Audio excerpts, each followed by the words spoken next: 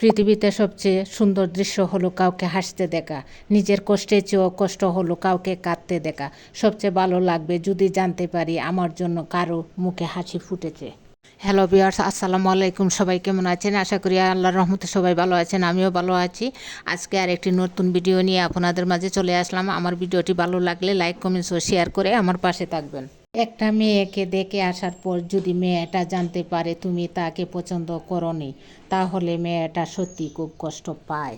একটি মেয়ে কারো সন্তান, কারো বোন, তাই পণ্যের মতো মনে করে এভাবে অনুষ্ঠান করে না দেখা উচিত। প্রয়োজন হলে গোপনে দেখে নিন, সহজ কোনো মাধ্যমে বা মেয়ের নিকট আত্মীয়ের মাধ্যমে দেখা পরিচিতি হন।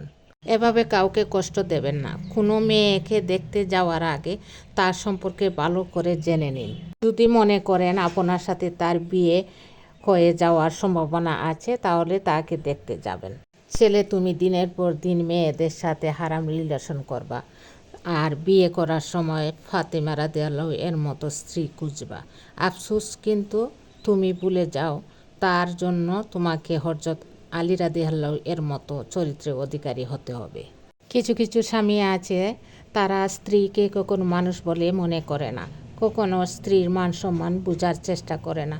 তারা ভাবে স্ত্রীর রাগ ভাঙালে তাদের পুরুষত্ব কমে যাবে। তারা ভাবে স্ত্রী তো আমার টাকায় চলে, আমি কেন রাগ ভাঙাবো, বরং স্ত্রী আমাকে তেল মাখিয়ে চলতে হবে কারণ আমি পুরুষ। কিন্তু পুরুষ জানে না স্ত্রীকে কষ্ট দেওয়া নিষেধ। রাসূলুল্লাহ সাল্লাল্লাহু আলাইহি ওয়াসাল্লাম বলেছেন, কোনো মুমিন পুরুষ তার স্ত্রীর সঙ্গে দুর্ব্যবহার করবে না। স্ত্রী দুই একটি অভ্যাস ভালো না লাগলেও তার অনেক গুণ রয়েছে যা তার জীবনে কল্যাণ বয়ে আনে। পুরুষ পরের মেয়ের মর্ম বুঝতে হলে প্রত্যেক পুরুষের জন্য একটা কন্যা সন্তান হওয়া দরকার, তাহলে ঘরের বউ এবং পরের মেয়ের মর্ম বুঝতে পারবে।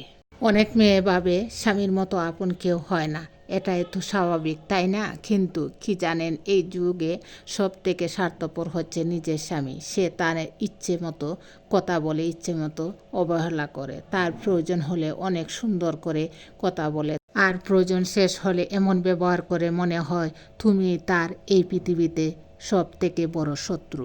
পুরুষরা স্ত্রীকে কেন অবহেলা করে? স্ত্রী তো এমন ব্যক্তি যার দিকে তাকালে চোখের গুণা মাপ হয়ে যায়, যার হাত ধরলে হাতের গুণা মাপ হয়ে যায়, যার সাথে সময় কাটালে অগণিত সওয়াব ফেরেশতারা লিখতে থাকে।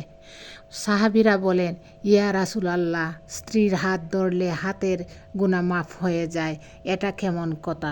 রমজান একটা বড় রহমত, স্ত্রী একটা বড় নিয়ামত। স্ত্রী হচ্ছে পুরুষদের জন্য আল্লাহর একটা নিয়ামত। ধন্যবাদ সবাইকে। আসসালামু আলাইকুম।